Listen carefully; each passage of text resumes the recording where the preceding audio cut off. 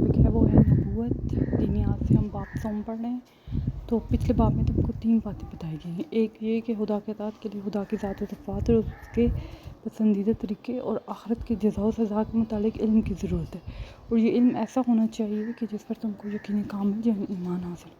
دوسری یہ کہ اللہ تعالیٰ نے انسان کو اتنے سخت امتحان میں نہیں ڈالا ہے کہ وہ خود اپنی کوشش سے یہ علم حاصل کر لے، بلکہ اس نے خود انسانوں ہی میں سے بعض برگزیدہ بندوں یعنی پیغمبروں کو وحی کے ذریعے سے یہ علم عطا کیا اور ان کو حکم دیا کہ دوسرے بندوں تک اس علم کو پہنچا دیں۔ تیسرے یہ کہ عام انسان پر اب صرف اتنی ذمہ داری ہے کہ وہ خدا کے سچے پیغمبروں کو پہچانے۔ جب ان کو معلوم ہو جائے کہ فلاں شخص حقیقت میں خدا کا سچا پیغمبر ہے تو ان کا فرض ہے کہ جو کچھ وہ تعلیم دے اس پر ایمان لائیں، اور جو کچھ وہ حکم دے اس کو تسلیم کریں، اور جس طریقہ پر وہ چلیں اس کی پیروی کریں۔ اب سب سے پہلے ہم تمہیں بتانا چاہتے ہیں کہ پیغمبر کی حقیقت کیا ہے اور پیغمبروں کو پہچاننے کی صورت کیا ہے۔ اب دیکھتے ہیں کہ پیغمبر کی حقیقت کیا لکھی ہے مودودی صاحب نے۔ پیغمبر کی حقیقت: تم دیکھتے ہو کہ دنیا میں انسان کو جن جن چیزوں کی ضرورت ہوتی ہے اللہ تعالیٰ نے ان سب کا انتظام خود ہی کر دیا ہے۔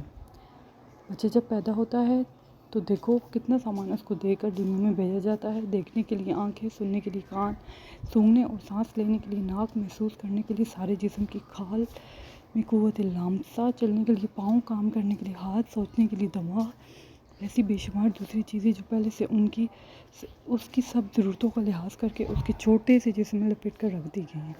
پھر جب وہ دنیا میں قدم رکھتا ہے تو زندگی بسر کرنے کے لیے اتنا سامان اس کو ملتا ہے جس کو تم شمار نہیں کر سکتے۔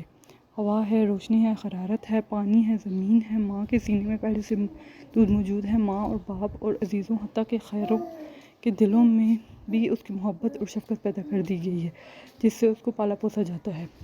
پھر جتنا جتنا وہ بڑھتا جاتا ہے اس کی ضرورتوں کو پورا کرنے کے لیے ہر قسم کا سامان اس کو ملتا جاتا ہے، اور ایسا معلوم ہوتا ہے کہ گویا زمین و آسمان کی ساری قوتیں اس کی پرورش اور خدمت کے لیے کام کر رہی ہیں۔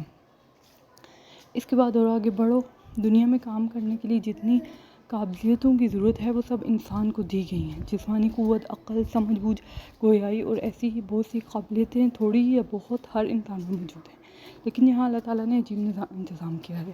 ساری قابلیتیں سب انسانوں کو یکساں نہیں دی۔ اگر ایسا ہوتا تو کوئی کسی کا محتاج نہ ہوتا، نہ کوئی کسی کی پرواہ کرتا۔ اس لیے اللہ تعالیٰ نے تمام انسانوں کی مجموعی ضرورتوں کے لحاظ سے سب قابلیتیں پیدا تو انسانوں ہی میں کی، مگر اس طرح کی کہ کسی کو ایک قابلیت زیادہ دے دی اور دوسرے کو دوسری قابلیت۔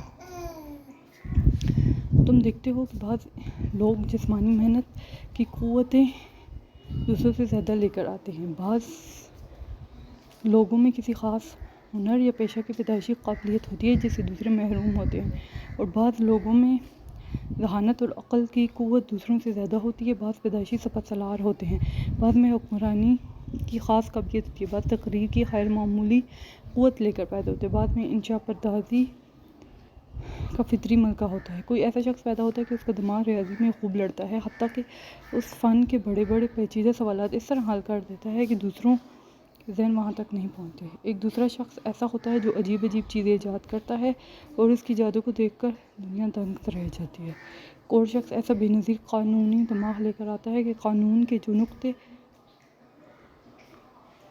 برسوں غور کرنے کے بعد بھی دوسروں کی سمجھ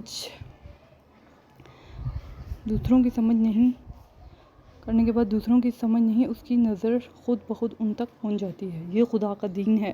کوئی شخص اپنے اندر خود یہ قابلیتیں پیدا نہیں کر سکتا، نہ تعلیم و تربیت سے یہ چیزیں پیدا ہوتی ہیں۔ دراصل یہ پیدائشی قابلیتیں ہیں اور خدا اپنی حکمت سے جس کو جو قابلیت چاہتا ہے عطا کر دیتا ہے۔ خدا کی اس بخشش پر بھی غور کرو گے تو تم کو معلوم ہوگا کہ انسانی تمدن کے لیے جن قابلیتوں کی ضرورت زیادہ ہوتی ہے وہ زیادہ انسانوں میں پیدا کی جاتی ہیں، اور جن کی ضرورت جس قدر کم ہوتی ہے وہ اسی قدر کم آدمیوں میں پیدا کی جاتی ہیں۔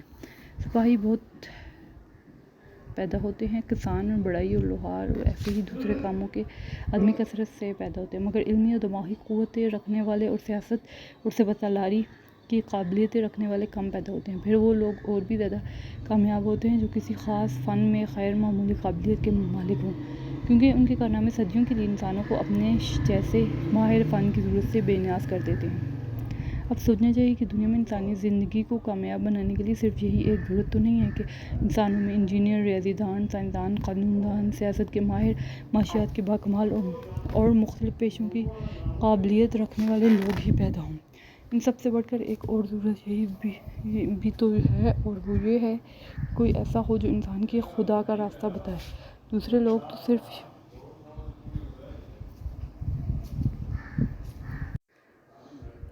اب سوچنا چاہیے کہ دنیا میں انسانی زندگی کو کامیاب بنانے کے لیے صرف یہی ایک ضرورت تو نہیں ہے کہ انسانوں میں انجینئر، ریاضی دان، سائنسدان، قانون دان، سیاست کے ماہر، معاشیات کے باکمال اور مختلف پیشوں کی قابلیت رکھنے والے لوگ ہی پیدا ہوں۔ ان سب سے بڑھ کر ایک اور ضرورت بھی تو ہے، اور یہ کہ کوئی ایسا ہو جو انسان کو خدا کا راستہ بتائے۔ دوسرے لوگ تو صرف یہ بتانے والے ہیں کہ اس دنیا میں انسان کے لیے کیا ہے، اس کو کس طرح برتا جا سکتا ہے، مگر کوئی یہ بتانے والا بھی تو ہونا چاہیے کہ انسان خود کس کے لیے ہے، انسان کو دنیا میں سب سامان کس نے دیا ہے، اور اس دینے والے کی مرضی کیا ہے، تاکہ انسان اسی کے مطابق دنیا میں زندگی بسر کر کے یقینی اور دائمی کامیابی حاصل کرے۔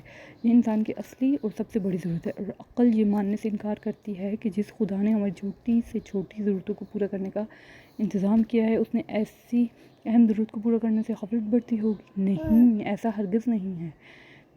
خدا نے جس طرح ایک ہنر اور ایک علم و فن کی خاص قابلیت رکھنے والے انسان پیدا کیے ہیں، اسی طرح ایسے انسان بھی پیدا کیے ہیں جن میں خود خدا کو پہچاننے کی اعلیٰ قابلیت تھی۔ اس نے ان کو دین اور اخلاق اور شریعت کا علم اپنے پاس سے عطا کیا، اور ان کو اس خدمت پر مقرر کیا کہ دوسرے لوگوں کو ان چیزوں کو تعلیم دیں۔ یہی وہ لوگ ہیں جن کو ہماری زبان میں نبی یا رسول یا پیغمبر کہا جاتا ہے۔ اچھا، اب اگلا ٹاپک ہے وہ پیغمبر کی پہچان۔ پیغمبر کی پہچان کس طرح ہوگی؟ جس طرح دوسرے علوم و فنون کے باکمال لوگ ایک خاص قسم کا ذہن اور ایک خاص قسم کی طبیعت لے کر پیدا ہوتے ہیں، اسی طرح پیغمبر بھی ایک خاص قسم کی طبیعت لے کر آتے ہیں۔ ایک پیدائشی شاعر کا کلام سنتے ہی ہم کو معلوم ہو جاتا ہے کہ یہ شاعری کی خاص قابلیت لے کر پیدا ہوا ہے، کیونکہ دوسرے لوگ ہوا کتنی ہی کوشش کریں ویسا شعر نہیں کہہ سکتے۔ اسی طرح ایک پیدائشی مقرر، ایک پیدائشی انشا پرداز، ایک پیدائشی موجد، ایک پیدائشی لیڈر بھی اپنے کارناموں سے صاف پہچان لیا جاتا ہے، کیونکہ ان میں سے ہر ایک اپنے کام خیر معمولی قابلیت کا اظہار کرتا ہے جو دوسروں میں نہیں ہوتی۔ ایسا ہی حال پیغمبر کا بھی ہے، اس کے ذہن میں وہ باتیں آتی ہیں جو دوسرے لوگوں کے وہم و گمان میں بھی نہیں ہوتی۔